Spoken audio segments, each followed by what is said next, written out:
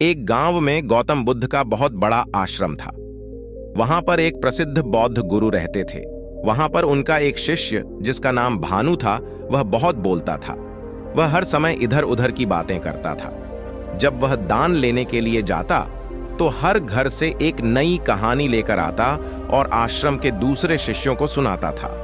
खुद के मुंह से ही खुद की तारीफ करता रहता और हमेशा ही खुद को गुरु के सामने सबसे बुद्धिमान और उत्तम साबित करने का प्रयास करता। वह खुद को सभी शिष्यों से अलग और श्रेष्ठ मानता था। उसका कहना था कि मैं एक अमीर घर का बालक हूं। अगर मैं चाहता तो एक आरामदायक और सुविधाओं से भरा जीवन जी सकता था, लेकिन मैं वह सब छोड़कर यहां आ गया क्योंकि मुझे सत्य की खोज करनी है, खुद को जानना है। इसीलिए मेरा त्याग तुम सबसे बड़ा है।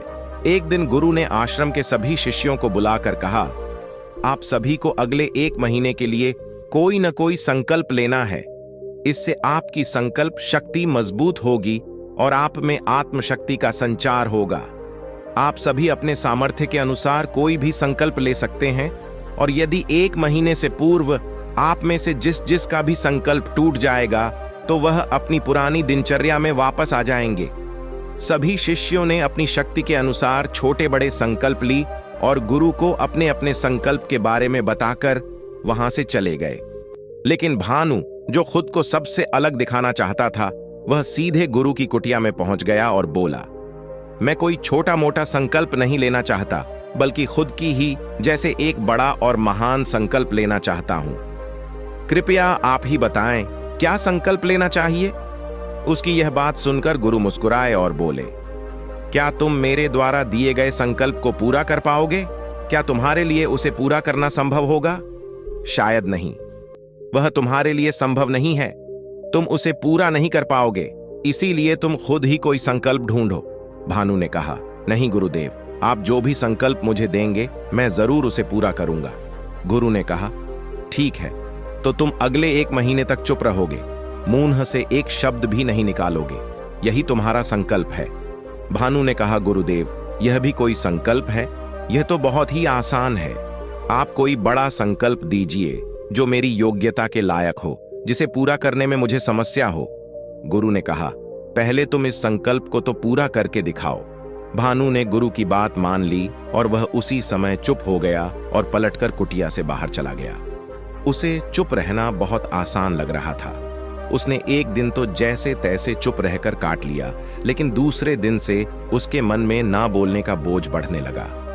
तीसरे दिन उसे भारीपन महसूस होने लगा और चौथे दिन उसके अंदर एक अजीब सी बेचैनी होने लगी, क्योंकि आसपास आश्रम के सभी शिष्य एक दूसरे से बातें कर रहे थे।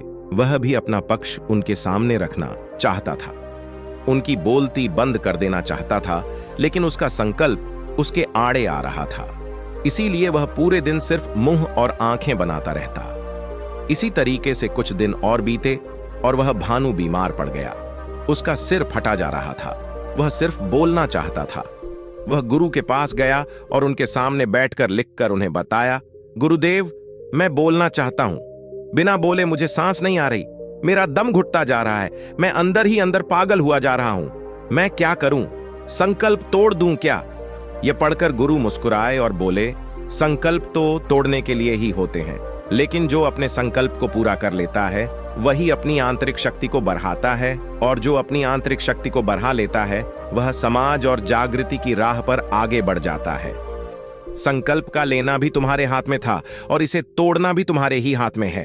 तुम्हारे बहुत से भाई अपने संकल्प को तोड़कर अपनी पुरानी दिनचर्या पर वापस आ चुके हैं। अगर तुमसे नहीं हो पा रहा तो तुम भी संकल्प तोड़कर अपनी पुरानी दिनचर्या पर वापस जा सकते हो। लेकिन याद रहे, अगर आज तुम इस छोटे से संकल्प को नहीं संभाल पा रहे तो तुम अपनी बाकी की पूरी जिंदगी को कैसे संभाल सकोगे? बाकी फैसला पूरी तरह से तुम्हारे हाथों में है। गुरु की यह बात उस भानु के दिल में चोट कर गई। वह बिना कुछ बोले वहां से वापस चला गया और खुद को अपनी कुटिया में बंद कर लिया।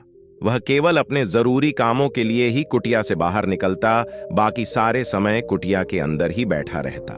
15 दिन बीत चुके थे और आश्रम के लगभग सभी शिष्यों का संकल्प अब तक टूट चुका था, लेकिन उसका संकल्प अभी भी जारी था। संकल्प लेने के बाद से अब तक उसने एक शब्द भी नहीं बोला था। सारा आश्रम हैरान था कि इतना बोलने वाला इंसान चुप कैसे हो गया।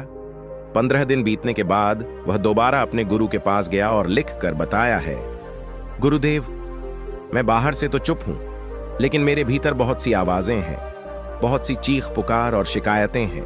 मैं अंदर ही अंदर बात करता रहता हूं। मेरा मन तरह तरह के प्रश्न पूछता रहता है। मैं बाहर से जितना मौन हूं, भीतर से उतने ही शोर शराबे से भरा हुआ हूं। क्या इस तरह से मेरा संकल्प अभी भी जारी है? गुरु ने कहा, हां, तुम्हारा संकल्प अभी भी जारी है, लेकिन जब तक लोगों की यह आवाजें तुम्हारे कानों में पड़ती रहेंगी, तुम्हारा मन बोलता रहेगा, क्योंकि इसे तो आदत है बोलने की। तुम भले ही बाहर से चुप रहो, लेकिन तुम अंदर ही अंदर बोलते रहोगे। तुम्हें इन बातों से, इन आवाजों से दूर जाना पड़ेगा। भानु गुरु को प्रणाम कर वहां से चला जाता है और सुबह होते ही अपनी कुटिया छोड़कर जंगल की तरफ चला जाता है। कई दिन बीत जाते हैं, संकल्प का समय भी पूरा हो जाता है, लेकिन शिष्य लौट कर नहीं आया।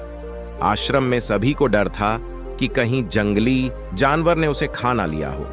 इस बीच उसे ढूंढने की बहुत कोशिश की गई, लेकिन वह कहीं नहीं मिला। सभी गुरु भाइयों ने मान लिया था कि जंगली जानवरों ने उसे अपना शिकार बना लिया है, लेकिन गुरु को ऐसा नहीं लगता था। एक दिन आश्रम का एक अन्य शिष्य गुरु के पास आया और बोला, गुरुदेव, हमारे उस अधिक बोलने वाले भाई के साथ क्या हुआ होगा? क्या जानवर ने उसे मार दिया होगा? गुरु ने कहा, हो सकता है कि जानवरों ने उसे अपना शिकार बना लिया हो, लेकिन उसके न लौटने की एक दूसरी वजह भी हो सकती है। शायद उसे वह मिल गया है जिसके लिए वह गया था। फिर शिष्य ने पूछा, गुरुदेव, क्या ज्यादा बोलना इतना हानिकारक होता है? गुरु ने कहा, इंसान के जीवन के बहुत सारे दुखों में से एक दुख यह भी है कि वह कभी चुप नहीं रह सकता, हमेशा कुछ ना कुछ बोलता ही रहता है। सिर्फ हमारे बोलने के कारण हमारे आधे से ज्यादा दुख पैदा होते हैं। परिवार के अधिकतर झगड़ों की वजह हमारा बेमतलब बोलना ही होता है। हम में से कोई भी चुप नहीं रहना चाहता, हम बस सामने वाले को सुना देना चाहते हैं। जो भी हमारे मन में है सब निकालकर उसके मन में बैठा देना चाहते हैं। उसे समझा देना चाहते हैं कि देख, तू गलत है और मैं सही, और इस तरीके से सब एक दूसरे की सड़ी गली बातों को ग्रहण कर रहे हैं। इस तरीके से सुनने और सुनाने का यह काम जिंदगी भर चलता रहता है, लेकिन इस नासमझी में हम अपना समय, अपना जीवन, अपनी समझ और सबसे महत्वपूर्ण व कीमती पल जो जिए जा सकते हैं, यह सब खो देते हैं। लेकिन इसके बदले हमें मिलता क्या है? कुछ नहीं, सब व्यर्थ और बर्बाद हो जाता है। इस पागलपन में हमने क्या खो दिया, इसका एहसास केवल कुछ ही लोगों को हो पाता है। बाकी लोग जैसे उन्हें अपने आने का पता नहीं, वैसे ही उन्हें अपने जाने का भी पता नहीं चल पाता। शिष्य ने कहा, तो फिर इसका समाधान क्या है? गुरु ने कहा, पूरी जागरूकता के साथ अपने विचारों को देखना यही एकमात्र तरीका है। सारी मानसिक समस्याओं का वर्तमान में रहकर चिंतन करना, पूरी जागरूकता के साथ अपना काम करना जिंदगी में चमत्कारिक बदलाव ला देता है।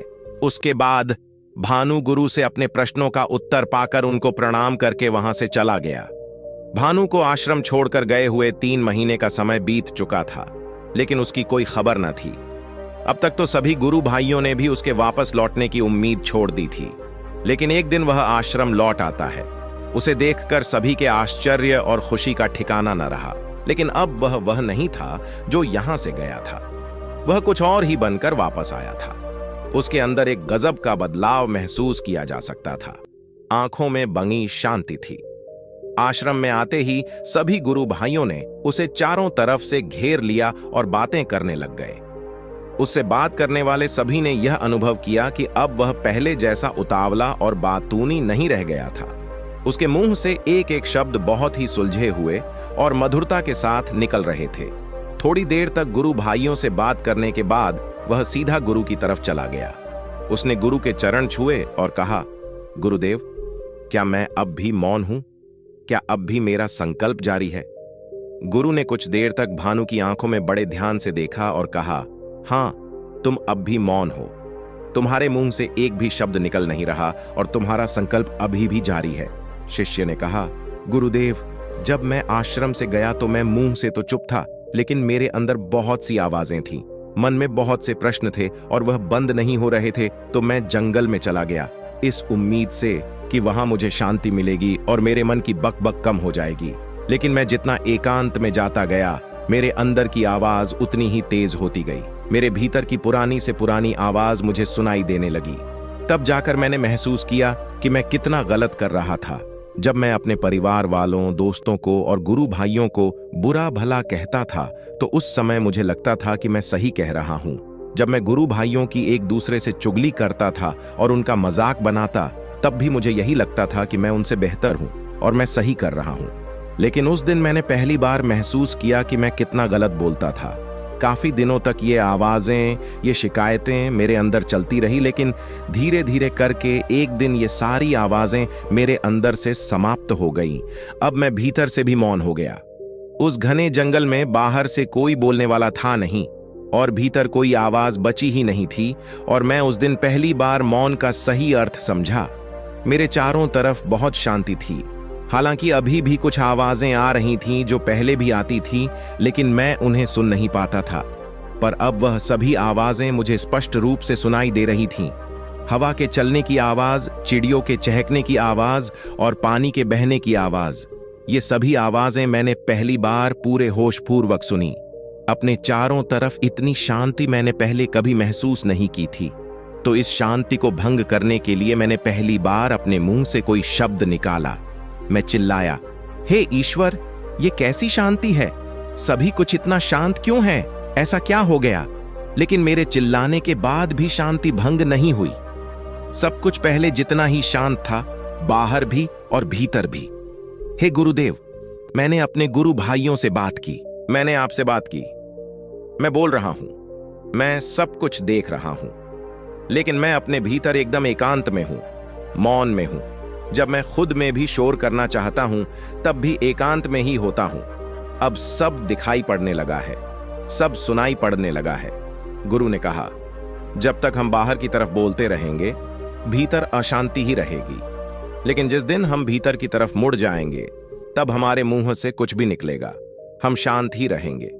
दुनिया में जितनी भी बुराइयां हैं, ज्यादातर हमारे बोलने से ही उत्पन्न होती है, क्योंकि हम चुप रहना नहीं चाहते। हम जितनी जरूरत है उससे कहीं ज्यादा बोलते हैं। हम सामने वाले को सुनना नहीं चाहते, बल्कि उसकी बोलती बंद कर देना चाहते हैं। उसे समझा देना चाहते हैं कि मैं कौन हूं, मैं क्या कर सकता हूं, और यही हमारी जिंदगी का मकसद बनकर रह जाता है। हमारी सारी ऊर्जा व्यर्थ के बोलने में बर्बाद होती रहती है। ऐसे ही समाज में लोगों का जीवन दुखों से भर जाता है, जो हमेशा एक दूसरे को सुनाने में लगे रहते हैं। कभी एक दूसरे को सुनना नहीं चाहते, समझना नहीं चाहते, और चुप रहना तो उन्होंने कभी सीखा ही नहीं, क्योंकि चुप रहना उन्हें छोटा महसूस करवाता है। दुनिया की सभी लड़ाइयों का कारण हमारा बोलना ही है। इसलिए हमें सिर्फ उतना ही बोलना चाहिए जितना जरूरी हो, क्योंकि व्यर्थ का बोलना ऊर्जा को नष्ट करना है, और यह बोलना ही हमें कभी अपने भीतर की ओर लौटने नहीं देता, क्योंकि यह हमें बाहर की ओर खींच कर रखता है। और बाहर है ही क्या इस संसार के अलावा? लेकिन अगर अपने भीतर के संसार की ओर मोड़ना है, तो इस मुंह को बंद ही रखना चाहिए। इसीलिए जितने भी बुद्ध हुए, आत्मज्ञानी हुए, वह सभी एकांत की ओर भागे, ताकि उन्हें ज्यादा न बोलना पड़े, ज्यादा सुनना न पड़े। वह एकांत में रहे और शांत रहे, इसीलिए आसानी से भीतर की यात्रा कर पाएं। लेकिन अगर कोई चाहे तो इस संसार में रहकर भी एकांत में रह सकता है, शांत रह सकता है। लेकिन इसके लिए उन्हें अपनी ऊर्जा बचानी होगी, जिसे वह अब तक अपने व्यर्थ के शब्दों में बर्बाद कर रहे थे। दोस्तों, इस कहानी की सीख यही है कि व्यर्थ का बोलना ऊर्जा को नष्ट करना है। ज्यादा और व्यर्थ बोलना ही हमें अपने भीतर की ओर लौटने नहीं देता, क्योंकि यह हमें बाहर की ओर झुकाए रखता है। और जिन्हें भीतर की यात्रा करनी है, उन्हें अपने मुंह को बंद ही रखना चाहिए। मुझे उम्मीद है कि आपको यह कहानी पसंद आई होगी और काफी कुछ सीखने को मिला होगा। कहानी के बारे में अपने विचार आप हमें नीचे कमेंट बॉक्स में कमेंट करके बता सकते हैं। जाने से पहले वीडियो को लाइक करें, अपने दोस्तों से शेयर जरूर करें और चैनल को सब्सक्राइब जरूर करें। नमो बुद्धाय।